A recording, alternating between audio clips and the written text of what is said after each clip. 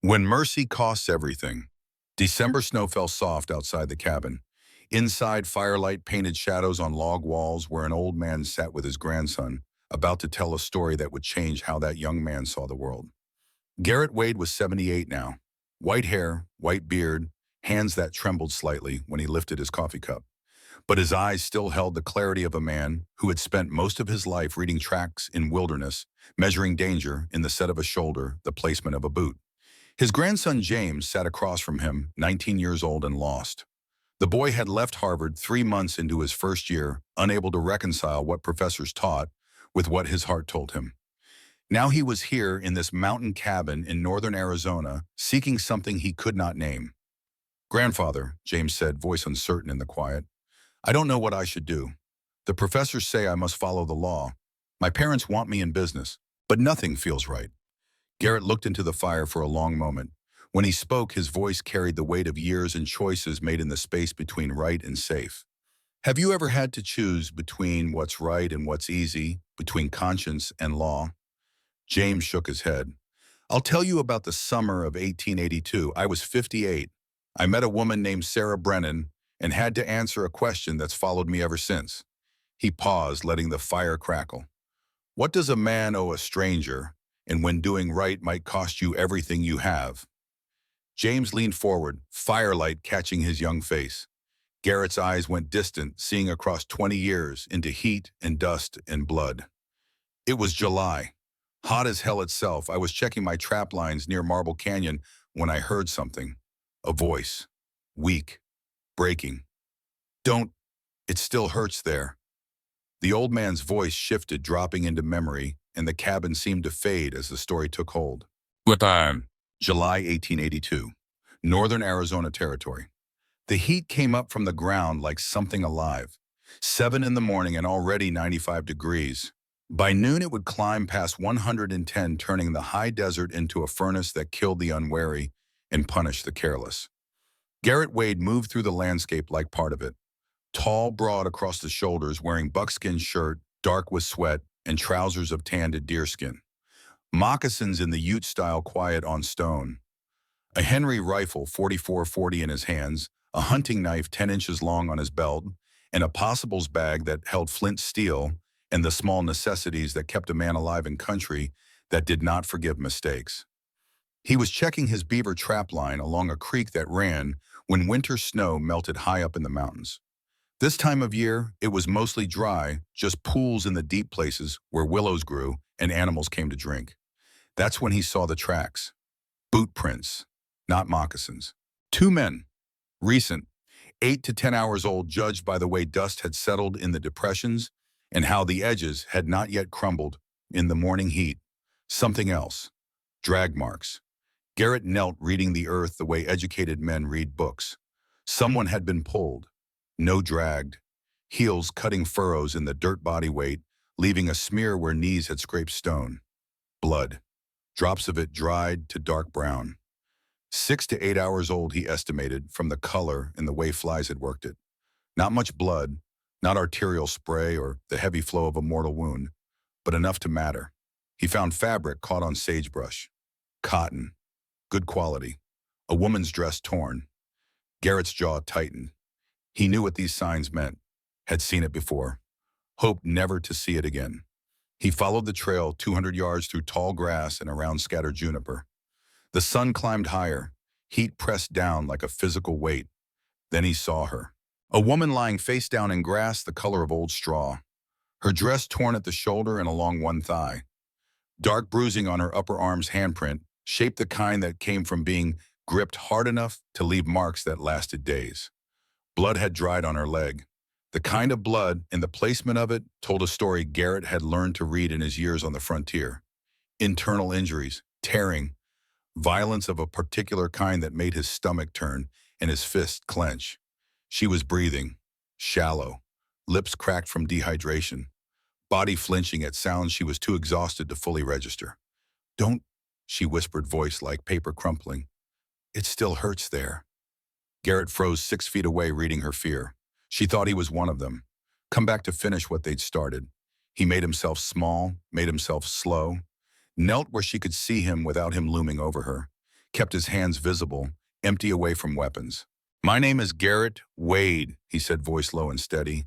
"I live up in the mountains. I'm not here to hurt you." She did not respond, her body tense, preparing for pain.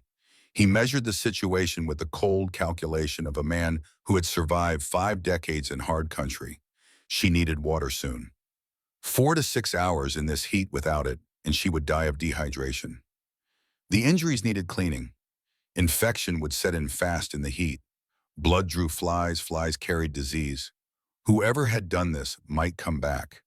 Helping her meant making enemies of men cruel enough to leave a woman to die in the wilderness. Walking away meant living with one more ghost, one more face in dreams, one more moment when he'd chosen safety over right. He'd made that choice before. Winter of 1864. A Ute woman. He still saw her face every night before sleep took him. Not again. "I have water," Garrett said, pulling his canteen from his belt. "I'm going to set it here." He placed it 3 feet from her in reach. "Then I'm going to back away. You take it when you're ready." He waited. 5 minutes. Didn't move. Let her see he meant what he said. Finally, her hand crept out. Fingers trembling. She grasped the canteen, pulled it close, drank in desperate gulps. "Easy," Garrett said quietly. "Not too fast. Make yourself sick." She slowed. Water ran down her chin. Some of the wild panic left her eyes. Garrett looked at the sun climbing. Heat building. "I need to get you out of this heat. You won't last till noon out here, but I won't touch you unless you say I can." She stared at him, searching his face for the lies she'd been taught to expect. "You," her voice broke. Tried again. "You won't." "No," Garrett said, flat and certain. "I will never do that to you." Something in his tone reached her. She nodded once, barely. Garrett stood slowly. "I'm going to make something to carry you. Won't take long." He moved into the trees, cut 2 aspen poles 8 feet long with his knife. Used his own blanket to stretch between them, creating a travois, a kind of sling that could be pulled. Padded it with pine boughs to cushion the ride. "I'm going to lift you now," he said, returning. "Tell me if I'm hurting you. Tell me if you want me to stop." She nodded, teeth clenched. He lifted her the only way he could. One arm under her shoulders, one under her knees, never letting his hands wander. Never touching where touch would become violation. She was lighter than she should have been. All bone and muscle with nothing extra. Someone who had not eaten right in a long time. He settled her on the travois, gentle as laying down a child. She bit back a cry when her weight shifted. Pain flared across her face. "I know," Garrett said, and the sadness in his voice was old and deep. "I know it hurts." Yeah, well, the journey back to his cabin took 3 hours. 4 miles. Uphill. Through ponderosa pine forest where the shade brought the temperature down to bearable and the smell of pine needles made breathing easier. Garrett pulled the travois steady and slow. He chose his route with care, kept to shaded ground where possible, stopped every 30 minutes to let her drink. Watched the trail behind them for signs of pursuit. At one point, he found Mormon tea growing wild and showed her how to chew the leaves. Natural painkiller, not much but something. She watched him, every movement, every choice, still measuring, still waiting for the moment when he would stop being what he seemed and become what she'd learned to expect. "My name is Sarah," she said finally, voice still weak but steadier than before. "Sarah is a good name," Garrett replied. "Means princess in Hebrew." She made a sound that might have been a laugh if it had any humor in it. "I'm not a princess." "Maybe not," Garrett said, "but you deserve to be treated like a person. That's not negotiable." They climbed higher, the air cooled. Mountains rose around them, ponderosa pine giving way to Douglas fir and patches of aspen that would turn gold come September. His cabin sat at 8,400 feet tucked into the mountainside where a spring fed year-round water and stone cliffs provided shelter from winter wind. It was built of ponderosa logs chinked with mud and moss. One room 16 by 20 feet. A loft for sleeping reached by a ladder. Stone fireplace made of river rock. Shutters on the window that faced east. A door of split logs that could be barred from inside. Defensible, remote, safe. Garrett carried Sarah inside and settled her on a pallet of blankets near the fireplace. Set water within reach. Then stepped back, giving her space the way you'd give space to a wounded animal learning that not every human meant harm. He looked around the cabin, seeing it through her eyes. His gear hung from wall pegs. 3 rifles. The Henry 4440 he carried, a Sharps 50 for long range, an old Hawken 54 that had been his father's, traps hanging from rafters, beaver, marten, fox, dried meat in one corner, venison and elk, a bearskin on the floor, rough furniture he'd built himself. The loft where he slept was accessed by a ladder. Up there, his bedroll, his personal things, the few possessions he'd accumulated in 58 years of living. The rules here are simple, Garrett said, washing his hands in a basin by the door. He spoke with his back to her, giving her the dignity of not being watched. Door is never locked. You want to leave, you leave. I sleep in the loft. You sleep down here. I don't come down at night unless you call. I don't touch you. You need something, you tell me. I'll put it where you can reach it. You want me gone, I go. No questions. He heard her shift on the pallet. When he turned, she was staring at him with an expression he could not quite read. Confusion, suspicion, something else underneath. Why would you trust me? She asked. Don't need to trust you, Garrett replied. Just need to respect you. That's simpler. Night came, the temperature dropped. Garrett lit a small fire, made coffee, strong and bitter, the way he liked it. Left Johnny cakes and dried elk jerky on the table where Sarah could reach them when she felt ready to eat. She slept in pieces, waking with sharp cries, hands flying up to protect herself, eyes wild in firelight until she remembered where she was. Each time Garrett stayed in the loft, spoke softly from above. You're safe. I'm here. No one can touch you. His voice became her anchor, the one constant in darkness when dreams tried to pull her back to the grass and the heat in the hands that had hurt her. Morning came, gray light through the window. Garrett woke before dawn made noise so she would know where he was. Started the fire, made coffee, left food on the table, then went outside to work, checking trap lines, chopping wood, maintaining the spring that fed his water supply, always within earshot, always aware. By the second day, Sarah was moving more. Still hurting, but the body's need to heal was stronger than fear's command to stay frozen. Garrett treated her injuries with her permission at every step. Boiled water, made tea from willow bark that acted as natural antiseptic, applied poultices of yarrow leaves and pine pitch that would prevent infection, changed dressings twice a day, explained each step before he did it. She watched him with the intensity of someone learning that not all men were the same, that some followed rules even when no one was watching to enforce them. On the third day, she asked to help. He gave her a pan of beans and a dull knife. If you feel up to it, trim the bad spots. We'll make stew tonight. It was not about stew. It was about giving her proof that she had value beyond what had been done to her, that she could contribute, that her hands could do things other than defend. She sorted beans slowly, carefully, and when evening came, she had a small pile of trimmed vegetables and something in her face that had not been there that morning. Purpose. That evening, as fire burned low and coffee cooled in tin cups, Sarah finally told him about the man who had done this. His name is William Brennan, she said, voice steady now. My stepfather. Garrett's face did not change. He waited. He owns the lumber mill in Disappointment, the general store, employs 40 men, goes to church every Sunday. Everyone respects him. And at home, Garrett asked, though he already knew the answer. Sarah's voice went flat. At home, he's a devil. Garrett nodded slowly. He'd known men like this. Pillars of the community who built walls of respectability and did their evil where no one would look. People will believe him, Sarah whispered. Not me. Maybe, Garrett said, but you being safe doesn't depend on what they believe. It depends on what I'm willing to do. She looked at him, then really looked, and saw something that made her believe him. On the fourth morning, Garrett found tracks near the spring. He knelt studying them with the focus of a man whose life had often depended on reading signs others missed. Fresh horse tracks, 8 to 10 hours old, boot prints beside them.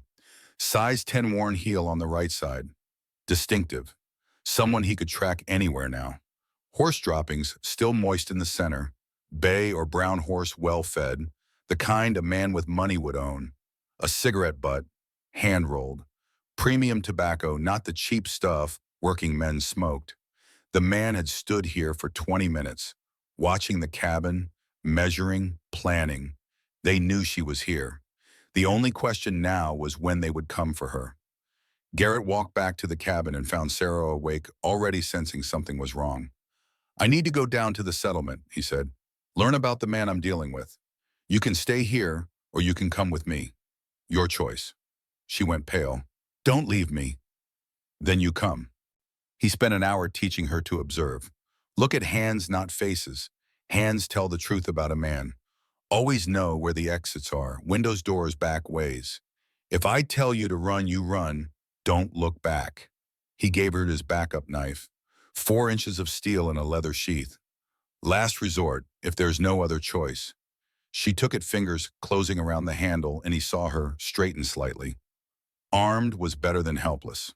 They rode down the mountain as the sun climbed, Sarah on a gentle mare, Garrett on his big roan gelding. Two riders descending through pine forest toward the settlement, men called Disappointment, a name that seemed more appropriate with each passing year. Halfway down, Garrett spotted them. Two riders 400 yards to the east, paralleling their route, not hiding, not approaching, just watching. He did not tell Sarah immediately, did not want her to panic. But he adjusted their route, chose open ground, where ambush would be difficult, and kept his rifle across his saddle where he could bring it up fast if needed. Stone Creek Trading Post sat in a small hollow where 3 trails met, population maybe 30. A trading post run by Thomas and Martha Gray, an elderly couple who had been here since the territorial days. A blacksmith shed, a small stable, 5 or 6 other buildings scattered around. Inside the trading post, the smell of leather and coffee and tobacco. Goods stacked on shelves. Flour, salt, ammunition traps, the tools of frontier life. Martha Gray stood behind the counter, 70 years old, with kind eyes and hands that had seen hard work. She smiled when Garrett entered, then her eyes found Sarah and the smile faded slightly. She saw the bruises, the way the girl moved, the fear. Garrett bought supplies, coffee, ammunition for his Henry Salt, counting out coins with deliberate slowness, aware of every person in the store, every sound outside. The door opened, a man walked in, thick-built, 5'10", scarred knuckles. Good boots, expensive. Gun belt with a Colt 45 worn easy on his hip. His face hardened the moment he saw Sarah. "That's Sarah Brennan," he said loud enough for everyone to hear. "William's girl. She ran off." Silence fell in the store. People stopped what they were doing. Garrett did not turn, finished counting his coins, put them on the counter. Then he looked at the man with eyes that had seen too much violence to be impressed by displays of it. "She's not property," Garrett said quietly. The man stepped closer. "Mr. Brennan wants her home. Now." "She doesn't want to go." The man Fletcher reached for Sarah's arm. Garrett moved. 3 seconds. That's all it took. He intercepted Fletcher's wrist with his left hand, applied a basic wrist lock that forced the man off balance, delivered a short right punch to the solar plexus that took wind without breaking bones, pushed Fletcher backward into a barrel of crackers that cracked and spilled. Fletcher hit the ground gasping. Garrett had not drawn a weapon, had not raised his voice, just acted efficient and final. Bootsteps at the door. A man in his mid-30s wearing a deputy's badge stood there. Average height, worn Remington 44 on his hip. Tired eyes that said he'd seen too much and lacked the strength to keep caring. "Problem here?" Deputy Cole Hadley asked. Fletcher struggled up, pointing. "This man assaulted me. He's got William's property, and he just attacked me." Garrett stayed calm. Man reached for someone who didn't want to be reached for. "I stopped him." Hadley looked at Sarah, saw the bruises fading but still visible under her torn and mended dress. His face tightened. "Miss," Hadley said carefully, "you want to go with Fletcher?" Sarah's voice came out small but clear. "No." Long pause. Hadley's internal conflict played across his face like weather. "Then she doesn't go." Fletcher stood furious. "William will hear about this." "I'm sure he will," Hadley said. He looked at Garrett. "You're Garrett Wade, the mountain man." Garrett nodded. "You're making enemies." "Wasn't my intent," Garrett replied, "but I won't change what I'm doing." Hadley's voice dropped low. "William Brennan is my brother-in-law, married to my wife's sister. He's respected, powerful, employs half this territory. Respected doesn't mean right. Hadley turned away, unable to make promises he might not keep. Just be careful. Outside, Martha Gray followed them, pretending to sweep the porch. When no one else was close, she spoke quietly. Williams had been looking for 3 days. He's not himself. Angry, dangerous. What do people say about Sarah? Garrett asked. Martha glanced around. That she's ungrateful. Ran away. Some say worse things. But Thomas and I, we've seen bruises before. We know what they mean. Will you testify? Martha's face filled with sadness. We're old. The store is all we have. William could destroy us. Garrett understood. Fear was the chain that bound good people to silence. They rode back toward the mountain as afternoon heat peaked. Sarah finally spoke. Why are you doing this? You don't even know me. Garrett was quiet for a long time. Then he began to speak, and his voice carried weight that made Sarah stop breathing. In 1864, I was an Army scout. Winter campaign against the Ute bands. We raided a village. I saw a soldier assaulting a Ute woman in a supply tent. She was crying. I stood outside, followed orders, didn't interfere. He paused, staring at the trail ahead. Next morning, that woman killed herself, cut her wrists with a broken arrow point. I found her. Sarah listened, frozen in her saddle. I've thought about her every day for 18 years. I didn't save her because I was afraid to break ranks. I followed the law, followed orders, and an innocent person died. He met Sarah's eyes. I won't make that mistake again. Sarah understood then. He was not saving her. He was trying to save himself from the ghost that had haunted him for nearly 2 decades. They reached the cabin at dusk, found a note pinned to the door with a hunting knife. The handle was staghorn. Distinctive, expensive. A rich man's knife. The note was written in an educated hand on good paper.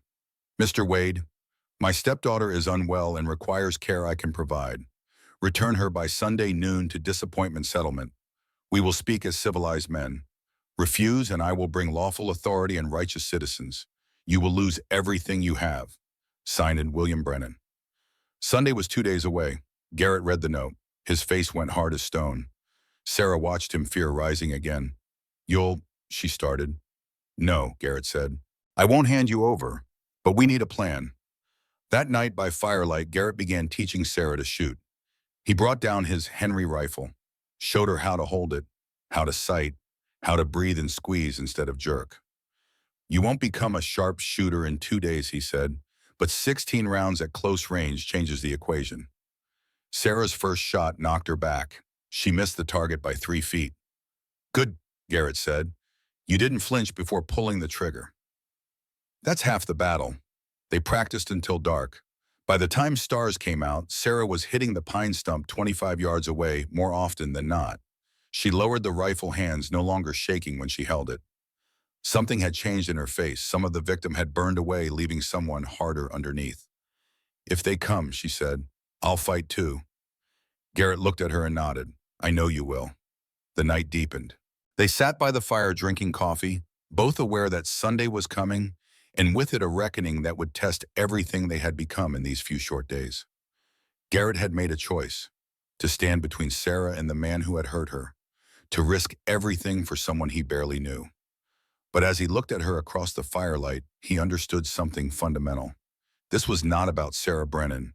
This was about Garrett Wade, about the man he had been and the man he wanted to be, about the Ute woman who had died because he'd done nothing, about all the small moments when good men chose silence and let evil flourish. He had been that man once. He would not be that man again. Outside the mountain, night sang with wind through pine. Somewhere down below in a settlement called Disappointment, a man named William Brennan was gathering his forces, planning, preparing to take back what he believed was his. Sunday would come, and when it did, the mountain would give up its secrets, and 2 people would walk into daylight to face the judgment of a town that had chosen comfort over truth for far too long. Sarah cleaned the rifle one more time before sleep. Garrett watched her work, methodical and careful, and felt something he had not felt in years. Hope. Not that they would win. The odds were against them, but that she had found something worth fighting for. Herself, when good men must act. The 5th day began before dawn. Garrett woke to the sound of Sarah moving below, quiet but purposeful. Not the jerky movements of someone startled from nightmare. Something else, determination. He descended the ladder slowly, giving her time to hear him coming. She stood by the window, Henry rifle in her hands, checking the load with movements he had taught her. "Can't sleep?" he asked. "Don't want to sleep," she replied. "Want to be ready." Garrett nodded. He understood. Sleep meant vulnerability. Sleep meant dreams that pulled you back to places you never wanted to go again. Better to stay alert. Better to keep moving. He built up the fire-made coffee, the ritual of morning, small acts of normalcy in a situation that was anything but normal. "Today we train harder," he said. Sarah looked at him, rifle still in her hands. Good. They spent the morning in systematic preparation.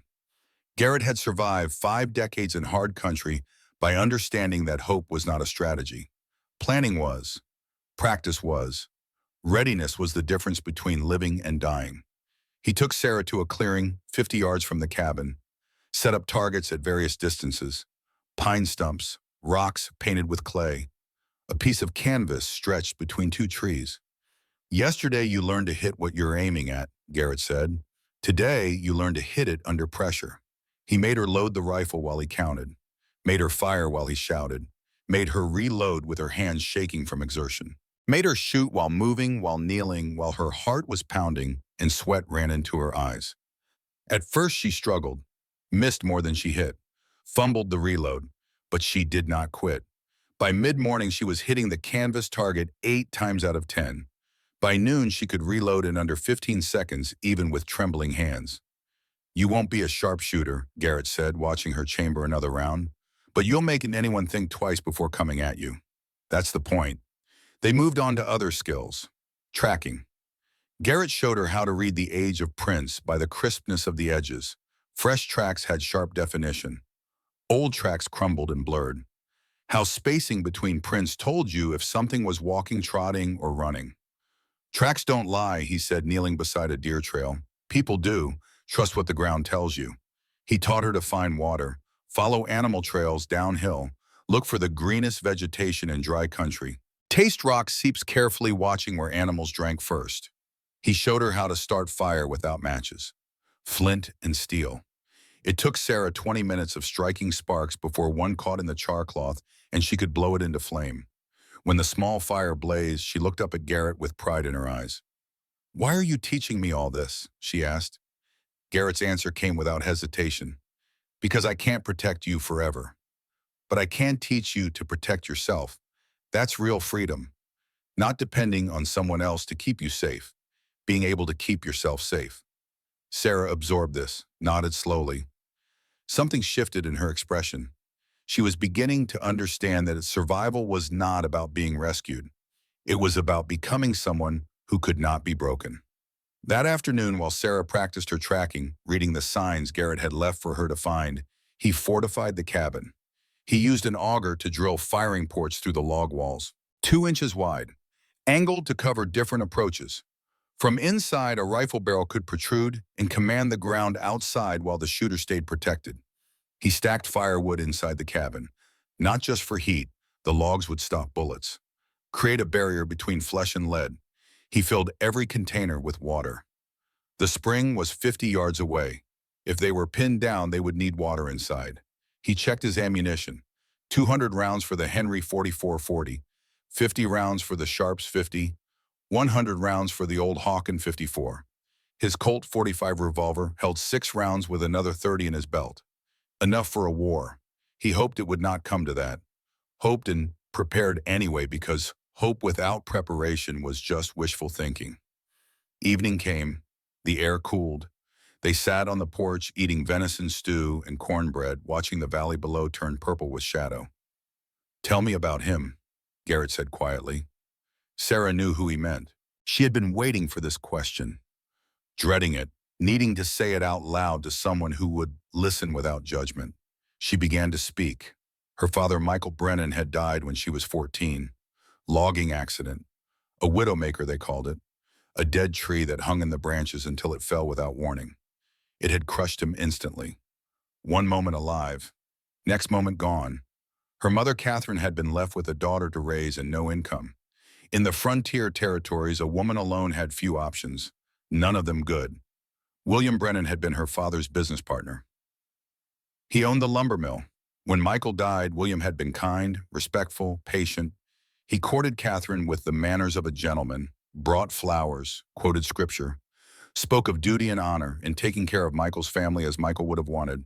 They married 6 months after the funeral. Sarah was 17, her mother was 38. It seemed like the answer to prayer: security, respectability, a roof over their heads, and food on the table.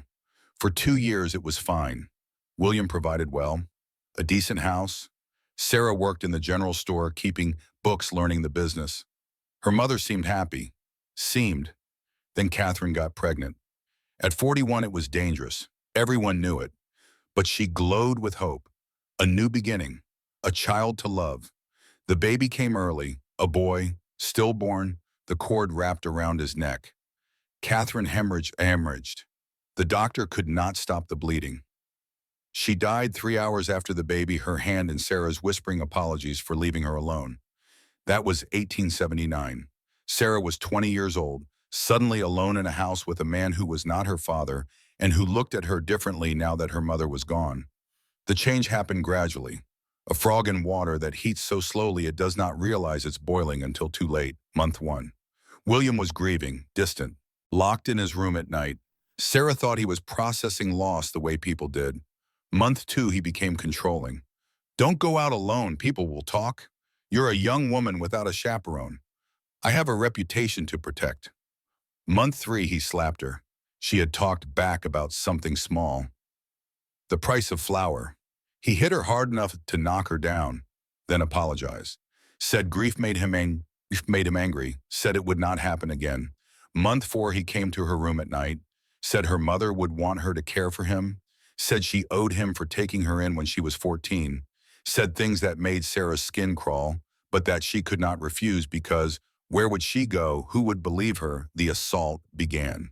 Regular, brutal, accompanied by words that made it seem like duty, like obligation, like she should be grateful. When she tried to resist, he beat her. When she cried, he beat her harder. When she went silent and still, he seemed to enjoy it more. Month 6, she tried to tell someone. The Reverend. Reverend Parker listened, face grave, then said, "You're confused by grief. Mr. Brennan is a good man. These accusations are serious. Are you sure you're not misremembering?" No one would help. No one wanted to believe that William Brennan, pillar of the community church, deacon, employer of 40 men, was capable of evil. Sarah learned to survive, learned to predict his moods, learned to be invisible, learned that screaming did nothing because no one would come. 6 months ago, she tried to escape, saved $30 from her store work, planned to take the stage to Flagstaff, start over. William discovered the hidden money, dragged her back from the stage stop, locked her in the cellar for 5 days with no food and a bucket for waste. When he finally let her out, the town's reaction was sympathy for William. Poor man, his stepdaughter is troubled, running away like that. He's so patient with her. The beatings got worse. William started drinking more. His control was slipping. He began talking about having her committed, getting legal papers drawn up. Dr. Henderson came to examine her, found her hysterical, wrote a report that said she was a danger to herself, needed institutional care. William was building a cage of law and respectability. Soon she would be locked away in a territorial asylum where she could scream all she wanted and no one would hear. 6 days ago, William came home drunk, angry about something at the mill. He beat her worse than ever before. She thought he was going to kill her. When he finally passed out, she ran, took a horse, rode into the night with no plan except to get away or die trying. 20 miles out, the horse threw her in the dark. She hit hard, injured her hip and leg, could not walk. William and Fletcher tracked her, found her at dawn, and they did to her what men do when they have power and no conscience. When they were done, Fletcher said, "Tell everyone she ran off with some drifter. Nobody's gonna believe a crazy girl anyway." They left her to die in the sun, figured the heat and the injuries would finish what they started. But Garrett found her instead. Sarah finished talking. Her voice had gone flat somewhere in the middle, the way voices do when the only way to speak horror is to strip all emotion from it. Garrett sat silent for a long time. The stars came out. An owl called from the pines. Finally, he spoke. Before you told me his name, I thought about killing him, Garrett said quietly.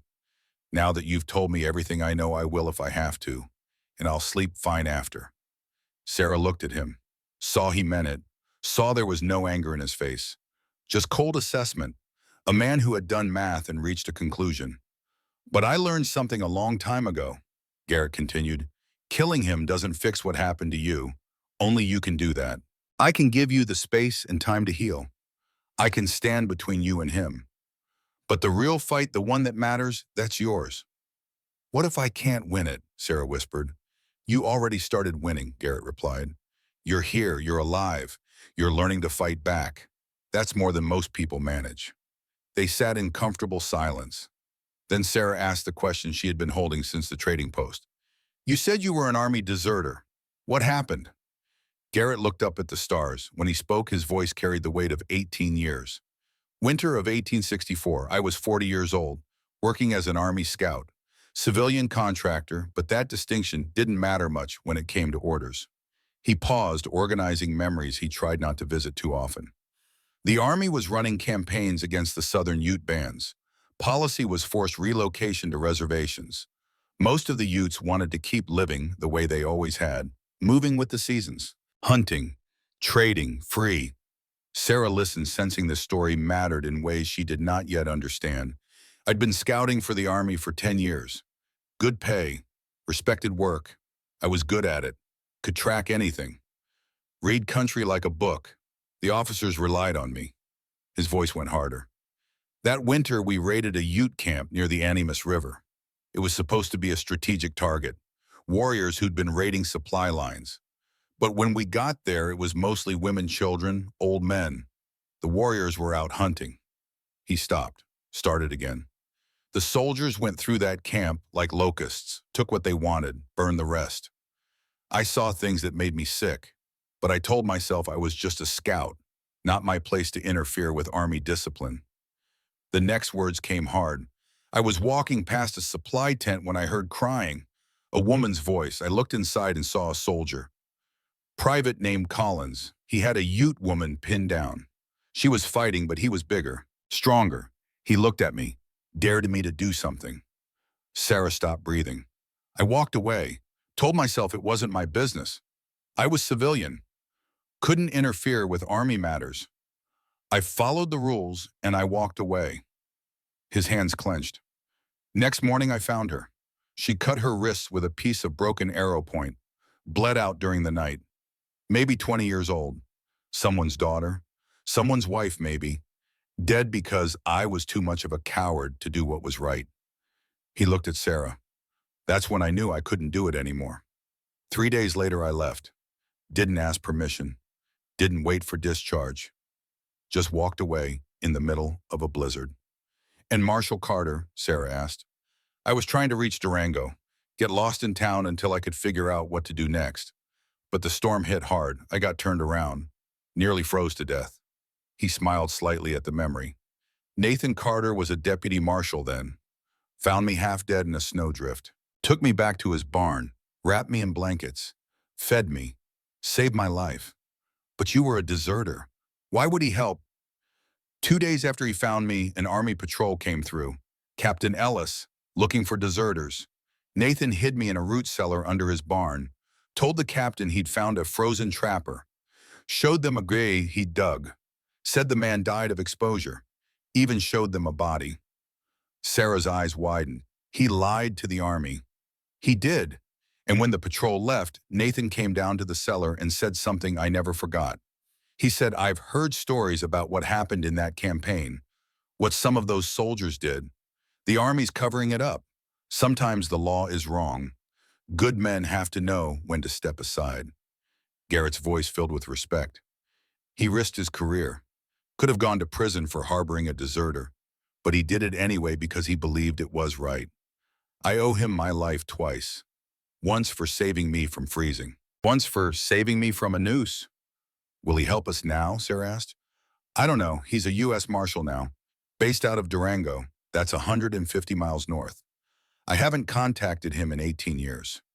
But you will back at him. If I have to, Garrett said, if there's no other way. They sat in silence after that, two people carrying ghosts, finding in each other a strange kind of redemption. The sixth day, Saturday, dawned clear and hot. Garrett was up early checking the perimeter. That's when he saw them. 5 riders visible on the lower trail, 800 yards away, sitting their horses, watching the cabin, not hiding, not approaching, just watching. The message was clear.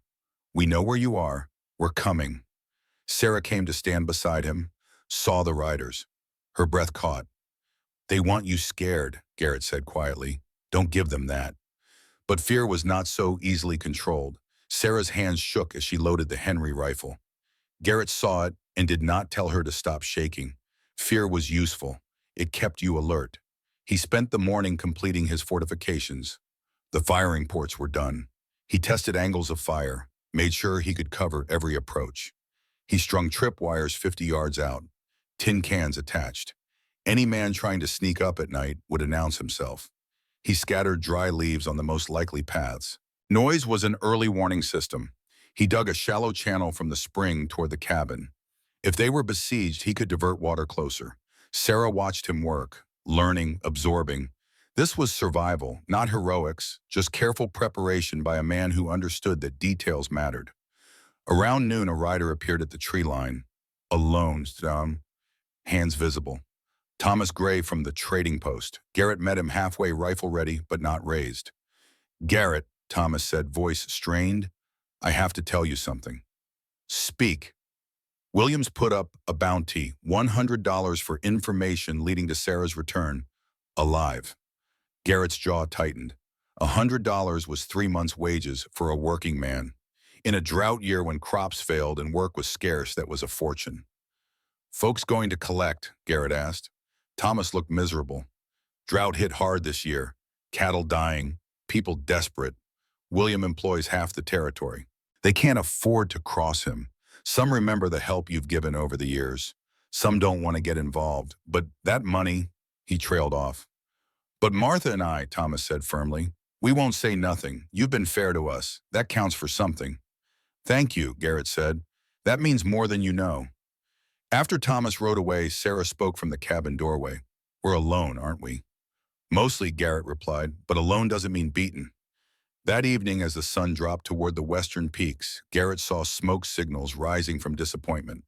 3 fires, spaced signals. William was gathering men, making his move. Tomorrow was Sunday, the day of the ultimatum. At 11 that night, the tin cans rattled. Garrett was on his feet instantly, rifle in hand. 3 men coming from the east. Sarah, get to the loft, rifle loaded. Yes, her voice was steady, afraid but functional. Garrett took position at the firing port, the sharps. 50 was loaded, heavy rifle, long range, could punch through a tree at 500 yards. A voice called from the darkness. Wait, send the girl out. Fletcher, Garrett recognized the voice. He stayed silent, did not reveal his position. We'll burn you out, old man. A torch arced through the darkness, landed on the sod roof. The thick grass and earth did not catch fire easily. The torch sputtered. Garrett aimed at the torch and fired. The sharps boomed like thunder in the mountain night. The 50 caliber round hit the torch dead center, extinguishing it. The same bullet grazed a man's arm. Screaming erupted. Return fire. 5 or 6 shots crashed into the cabin. Bullets thunked into logs. One shattered the window, sending glass flying. From the loft, Sarah fired. The Henry rifle's lever action rattled. She fired 3 shots rapid. Did not hit anyone, but forced them to cover. Good, Garrett shouted. Keep them down. He reloaded the sharps. 45 seconds. Too long in a gunfight, but the rifle's power was worth it. Sarah fired 4 more rounds, spacing her shots, making each one count. Garrett finished loading, aimed carefully, fired. The bullet hit Fletcher in the leg. Not fatal, not meant to be, but it took him out of the fight. Fletcher's scream was raw and animal. His men dragged him back into the darkness. You can't hold forever, Wade, Fletcher shouted, voice ragged with pain. Don't need forever, Garrett called back.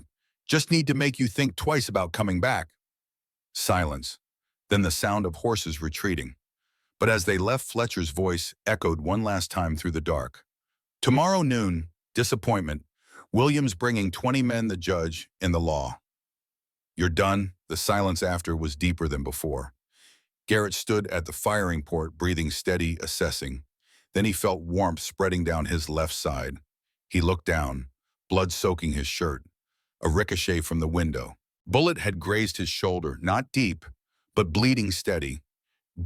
Sarah was down the ladder seeing the blood. I've had worse, he said through gritted teeth. Get cloth. She did not freeze, did not panic, moved with purpose, cut his shirt away with the knife he'd given her, boiled water, added whiskey from his supply. This will hurt, she warned. I know. She cleaned the wound. The bullet had gone through the meat of his shoulder. Missed bone, missed major blood vessels. Painful but survivable. She packed it with clean cloth, bound it tight. Her hands were steady. This was the woman she was becoming. Not helpless, not paralyzed by crisis. Someone who acted when action was needed. You did good, Garrett said, watching her work. You taught me. When the wound was dressed, they sat by the fire, both exhausted, both aware that the raid had been a probe, testing defenses, learning what they faced. Tomorrow would be different. Tomorrow, William would not send boys in the dark. He would come with law and witnesses and the weight of civilized society. They're coming at noon, Sarah said. To disappointment. I know. What do we do? Garrett was silent for a long moment. Then he made a decision that would determine everything that followed. We go to them. Sarah stared. That's what they want. Exactly, which is why they won't expect us to do it on our terms. We don't wait for them to come here. We walk into town, into daylight, in front of everyone. That takes courage. You've got courage, Garrett said. You just needed someone to tell you so. Before dawn, they heard a horse approaching. Garrett grabbed his rifle, moved to the window. Recognized the rider, Deputy Cole Hadley. Alone, hands empty, no weapon drawn.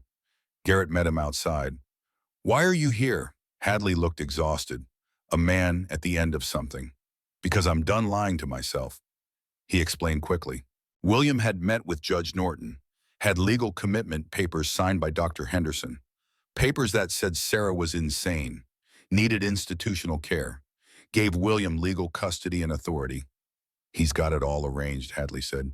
You show up at noon, you're interfering with a lawful custody. I'll have to arrest you. Then why tell me? Hadley's voice broke slightly. Because I have daughters. If someone did to them what William did to Sarah, I'd want someone to stand up. He paused. I can't help you. I have a family, a job, but I can deliver a message to anyone you want. Garrett moved quickly, found paper and charcoal, wrote in the gray pre-dawn light. Marshal Nathan Carter Durango. It's Garrett, Wade, winter of '78. You saved me in snow, lied to Army. I never forgot. I'm calling in the debt. Come to Disappointment, Arizona Territory Monday morning. A woman needs law that still believes in justice. If you can't come, telegraph Territorial Governor about William Brennan. Signed G.W. He folded it tight, handed it to Hadley. That's 150 miles, Hadley said. Even if I ride straight through, even if he gets the message, he can't be here before Monday afternoon at earliest. I know, Garrett said, but he'll come if he can. Hadley took the letter, looked at it like it weighed more than paper should. Then he rode into the darkness. Sarah came to stand beside Garrett. What if he doesn't come? Garrett checked the loads in his rifles. Then we make our stand anyway. Sometimes doing right means standing alone. They prepared as the sun rose.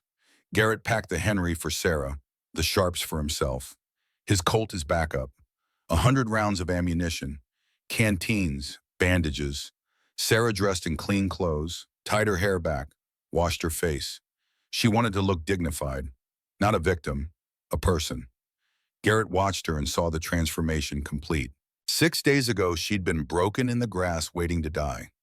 Now she stood straight, ready to face the man who'd hurt her, ready to claim her own voice.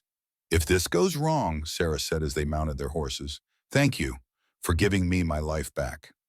You gave yourself your life back, Garrett replied. I just held the door open.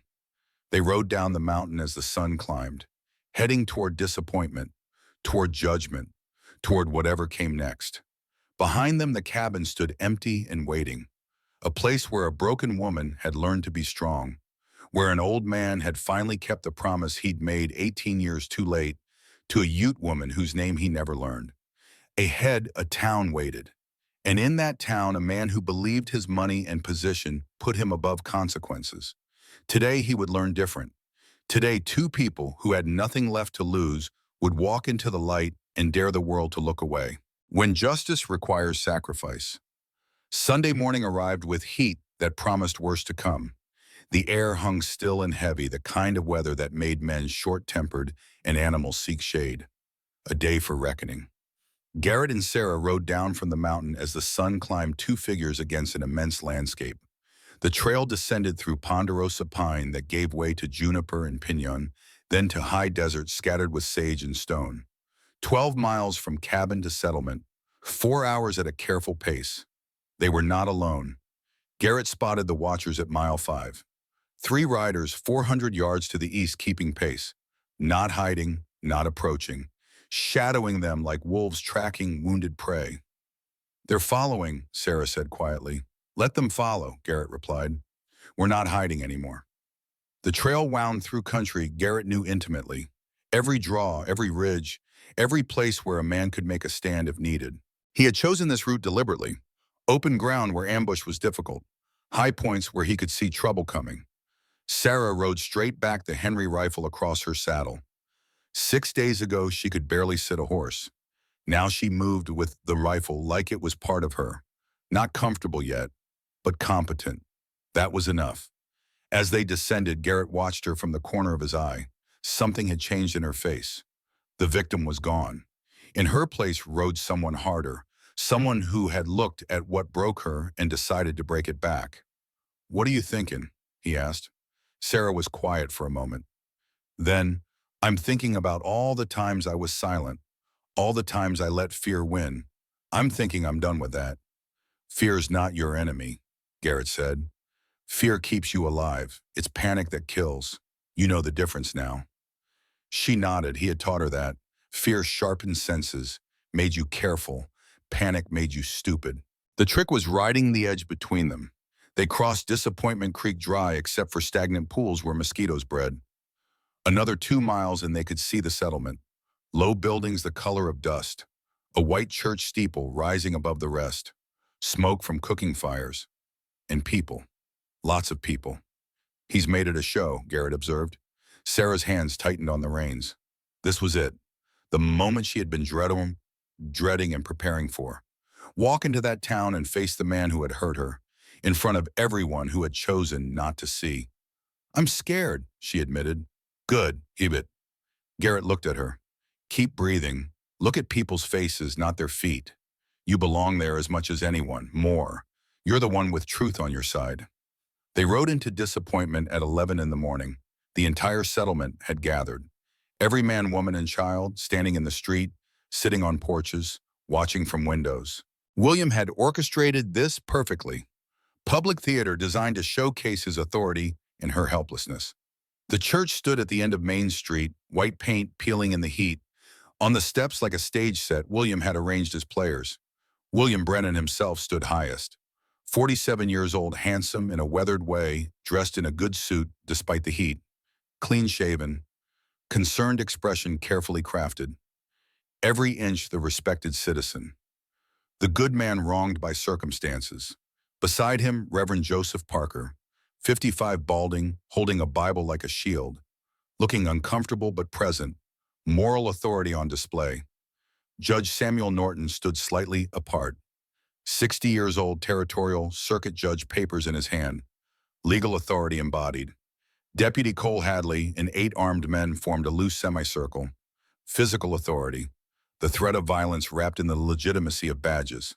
Fletcher leaned on a crutch, leg bandaged. Hatred burned in his eyes. He wanted blood, wanted revenge for the bullet in his leg and the humiliation of being driven off by an old man and a girl. The crowd numbered at least 60. Miners, ranch hands, store owners, women in their Sunday dresses despite the heat, children clinging to parents, all watching and all waiting to see what would happen. Garrett and Sarah rode slowly down the street. Every eye tracked them. Whispers rippled through the crowd like wind through wheat. That's her. Poor William. She looks different than I thought. She doesn't look crazy. They stopped 30 feet from the church steps, dismounted slowly. Garrett kept Sarah on his right side, not hidden but protected, his body between her and William. The silence stretched. Heat shimmered off the packed earth. A dog barked somewhere. Someone coughed. Then William moved. He descended the church steps with arms slightly open, a father welcoming a lost child. His voice when he spoke was pitched to carry, warm, concerned, breaking with emotion. Sarah, my dear child, thank God you're safe. He took 2 more steps, stopped, looked at Garrett with an expression of pain tolerance. This man took advantage of your grief, your confusion after losing your mother. I've been so worried, but you're home now. Let's go home together, get you the help you need. He was good. Garrett had to give him that. The performance was flawless. Every word calculated, every gesture designed to paint himself as the loving guardian and Sarah as the troubled girl who needed saving. The crowd murmured sympathetically. Poor William, such patience, such devotion. Sarah stood frozen. This was the moment. Speak or be silenced forever. Garrett did not speak for her, did not move. This was her fight, her voice to find. Sarah stepped forward, 1 step, then another. Her voice when it came was shaking but audible. I am not your child. I am 23 years old. I am not confused. William's smile stayed fixed, patient. Sweetheart, you've been through trauma. This man has filled your head with ideas. Dr. Henderson examined you. He said you were suffering from hysteria, from delusions. These are medical facts. Dr. Henderson examined me once, Sarah said, voice strengthening. 3 years ago, after my mother died, he never saw the scars. Scars from what? Someone in the crowd called. Sarah's hands went to her shawl. She pulled it down. Bruises fading now to yellow and green marked her shoulders. Old scars, white and ridged, ran along her upper back. A gasp rippled through the crowd. Women covered their mouths. Men looked away. These are from 7 days ago, Sarah said. When he beat me for trying to leave, Fletcher held me down. Judge Norton stepped forward, uncomfortable, but bound by the role he'd been given. He held up papers. Miss Brennan, I have medical assessments, signed by Dr. Henderson. They state you suffer from hysteria and delusions requiring institutional care. Your stepfather has legal custody and authority to commit you for treatment. The words fell like stones. Legal. Official. The weight of law and medicine combined to say she was the problem. Then a voice cut through from the crowd. No, he doesn't. Martha Gray stepped forward, 70 years old, thin as wire, hands shaking but voice steady. She'd been sitting on the porch of the general store. Now she walked into the street like she was walking into fire. William, she said, you told everyone Sarah's mother was your legal wife, that Sarah was your stepdaughter under your legal custody. The crowd listened confused, waiting. Martha's voice grew stronger. But I was at that wedding, 1876. You married Catherine Brennan. She was a widow with a daughter from her first marriage to Michael Brennan. You never legally adopted Sarah. When Catherine died, Sarah became a ward of the county, not your daughter, not under your custody.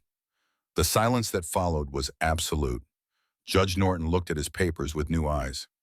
Mr. Brennan, is this true? The commitment papers list you as legal guardian? Did you represent yourself falsely?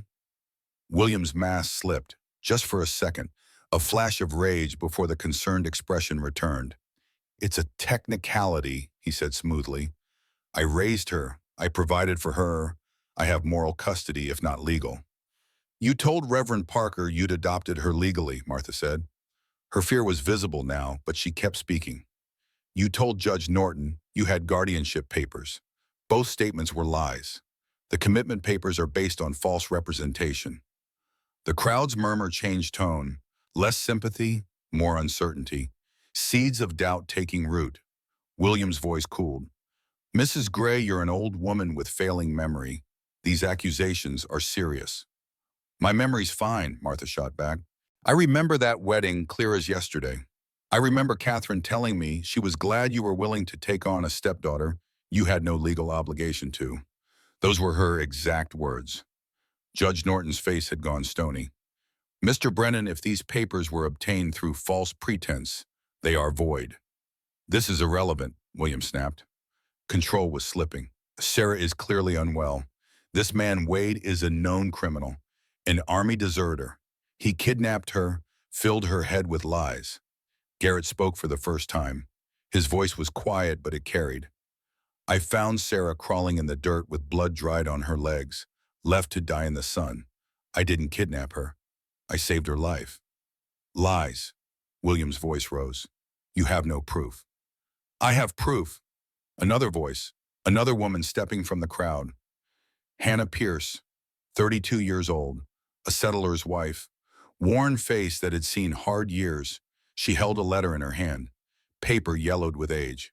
William, you remember my sister, Ruth Callahan. She worked in your house in 1879, right after Catherine died. William's face went pale. She left suddenly, Hannah continued, told no one why. I didn't find out until 3 years ago when she was dying in Denver. Childbirth. Before she died, she told me what you did, how you forced yourself on her, how you paid her $200 and threatened to ruin her if she ever spoke. She held up the letter. She wrote it all down. Detailed account, dated and signed. I have it here. Judge Norton took the letter, began reading. His face grew progressively grimmer. The crowd was shifting now. The careful stage William had set was crumbling. People were looking at him differently, seeing cracks in the respectable facade. 2 more women stepped forward. Elizabeth Morgan, 28. He touched me inappropriately in 1877. I was 17 working in his store. I told no one because who would believe me? Abigail Stern, 35. My sister, 1875. He assaulted her. We were too afraid to speak. He was too powerful. The dam was breaking. Reverend Parker stepped back from William. Physical distance, moral distance. William, is any of this true? William's mask was gone now. Pure rage replaced the concerned father. They're lying, all of them, ungrateful. Scheming. He took a step towards Sarah. You destroyed everything. His hand dropped to his belt.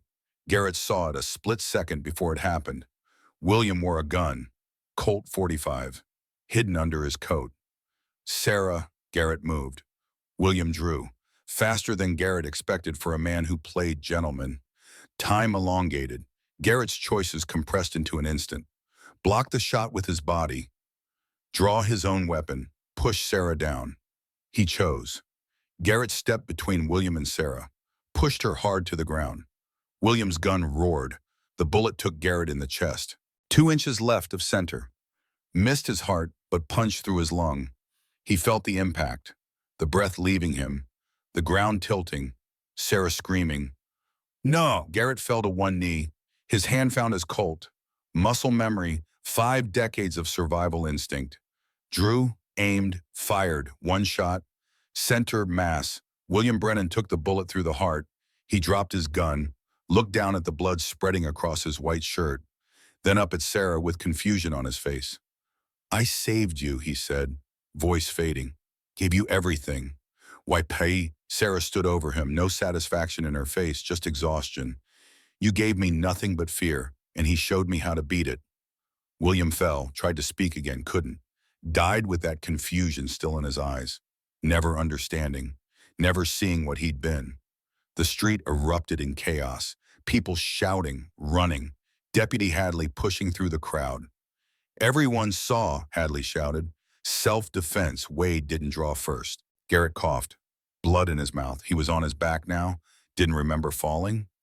Sarah was beside him, hands on his chest, trying to stop the bleeding. Stay with me, she begged.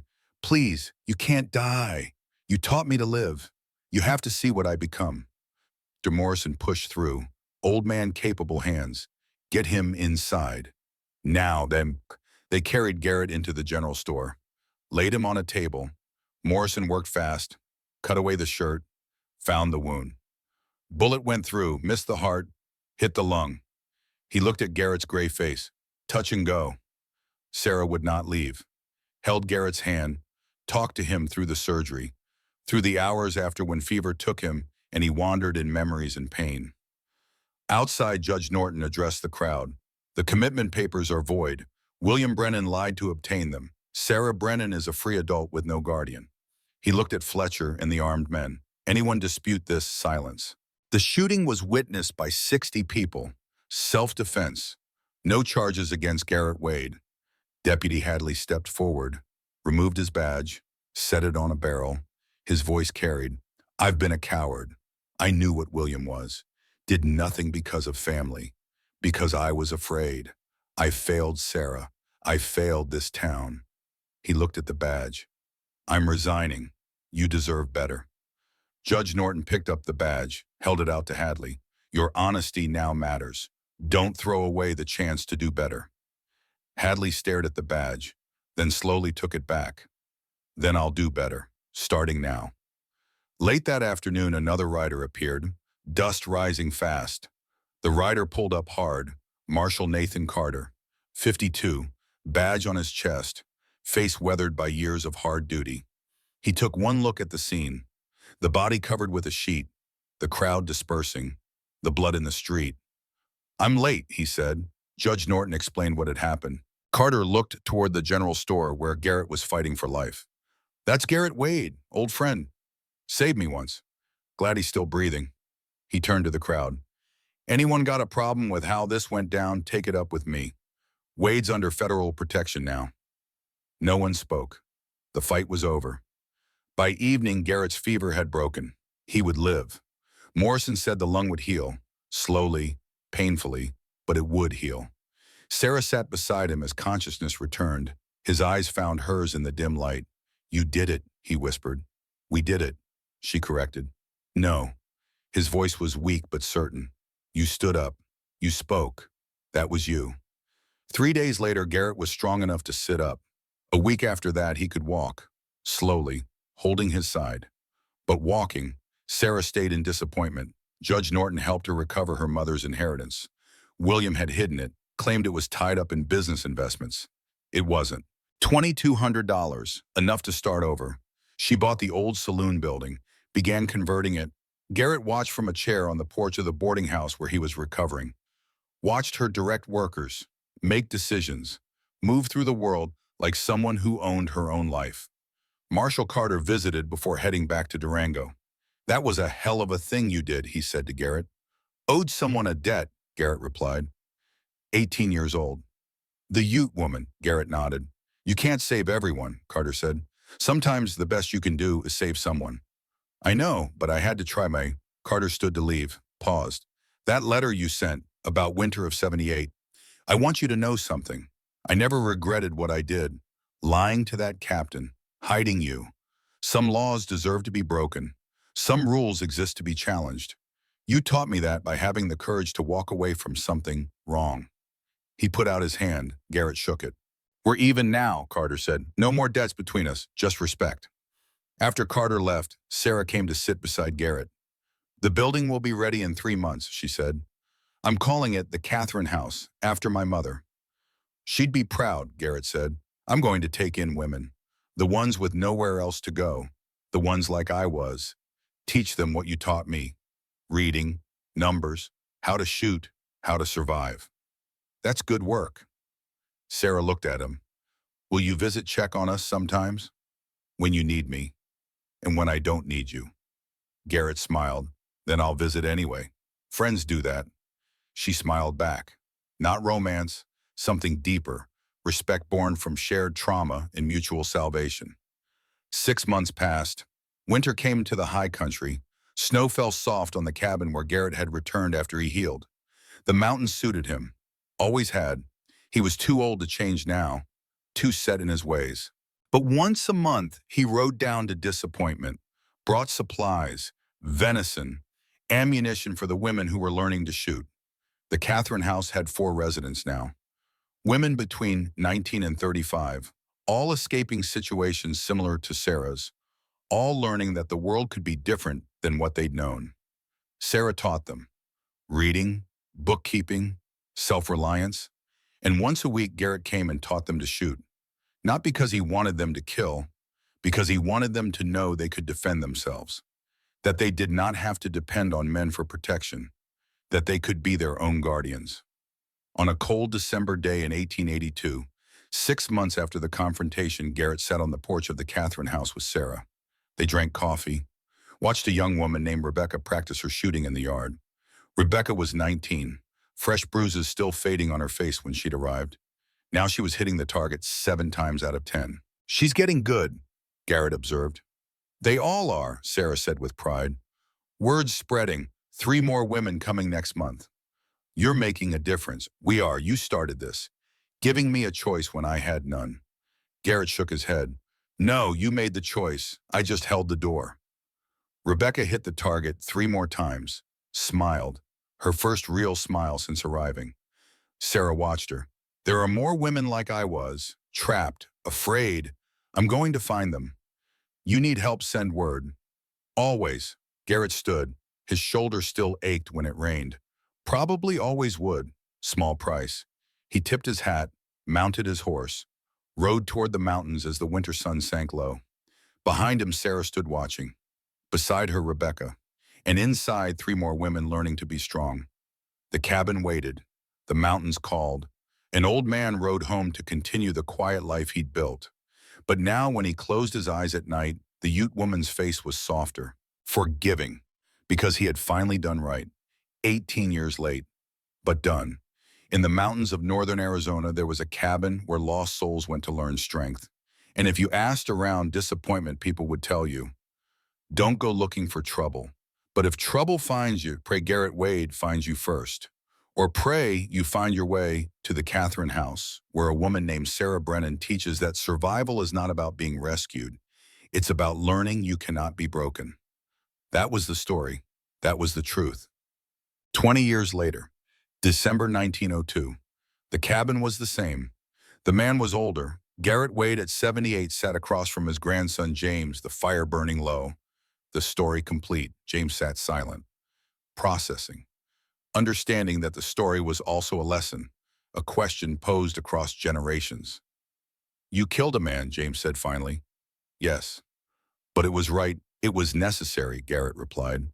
"Right and necessary aren't always the same thing, but sometimes they are." He leaned forward. "Law said William had authority over Sarah. Law was wrong. I chose conscience over law. Nearly cost me my life. Would you do it again?" "Every time." James struggled with this. At Harvard, they teach that law is supreme. Follow law and society functions. "Law is made by people," Garrett said. "People make mistakes. Good men know when law fails and conscience must step up. How do I know when to follow law and when to break it?" Garrett's answer was the distilled wisdom of 78 years. Ask yourself this: if I do nothing, who suffers? If I act, what do I risk? If you can live with the consequences of inaction, maybe it's not worth fighting. But if inaction means someone dies, someone suffers, someone stays trapped, then you have your answer. He reached into his pocket, drew out a knife, 4 inches of steel in a worn leather sheath, the knife he'd given Sarah 20 years ago. "Sarah gave this back to me 10 years ago, said she didn't need it anymore, but said someone else might." He handed it to James. "You keep this. Reminder. Sometimes the best thing you can do is give someone the tool to save themselves. Not save them, give them choice." James took the knife, felt its weight. "I understand." "You asked what you owe a stranger," Garrett said. "Answer depends on who you want to be. A man who walks past suffering, or a man who can't sleep after. What about you, grandfather? Do you sleep?" "Better than I did before Sarah, because I finally did the right thing, even if it came 18 years late." James stood. "Thank you for telling me. Thank you for listening. Now what are you going to do about whatever's troubling you?" James squared his shoulders, made his decision. "The right thing, even if it cost me." Garrett nodded, satisfied. "Then you learned what you needed." The next morning, James left. The snow had stopped. He had a long journey ahead, back east, back to the situation he had been running from. But now he had an answer, or at least a framework for finding one. Garrett stood on the porch, coffee in hand, watching his grandson ride away. The cabin stood solid behind him, built to last, built to shelter, built by hands that had also pulled triggers and held dying men and taught frightened women to be strong. In disappointment, the Catherine house was still running. Sarah was 53 now, gray in her hair, lines on her face, but eyes still sharp, still taking in women, still teaching them to survive. Over 200 women had passed through in 20 years. Some stayed, some moved on, and all left stronger. That was legacy, not monuments or wealth. Real legacy was measured in lives changed, in choices made when it would have been easier to look away. Garrett finished his coffee, went inside. The fire needed tending, wood needed splitting. Life continued. Simple, quiet, enough. But some nights when the wind was right, he thought he could hear voices. The Ute woman, Sarah, all the others he'd helped or failed to help across 78 years. They were quieter now, gentler, forgiving. Because in the end, the measure of a man was not whether he'd been perfect. It was whether he'd tried. Whether when faced with the choice between right and easy, he'd found the courage to choose right. Even if it cost him everything. Even if it came too late to save everyone. Garrett Wade had made that choice. And 20 years later, he'd pass that knowledge to a young man who would carry it forward into a new century. Some men save lives with violence, some with mercy. Garrett had done both. But the real saving, as he told James, was what Sarah did. She saved herself. She just needed someone to believe she could. And now she was helping others believe the same thing. That was worth more than all the gold in the territories. Worth more than safety or comfort or a life lived in the shadows avoiding hard choices. That was everything. The old man smiled, fed the fire, settled into his chair. Outside, snow began to fall again. Soft, quiet, covering the mountain in white. Inside, an old man sat warm, content, knowing he had finally paid a debt 18 years in the making. Knowing that somewhere down the mountain, women were learning to be strong. Knowing that his grandson carried a knife and a lesson that might change another life when the moment came. Knowing that the story was not really about him at all. It was about Sarah and all the women who came after, and all the people who would hear this story and understand that doing right was worth whatever it cost. That was enough. That was more than enough. That was everything a man could ask for as the snow fell and the fire burned and the long night came.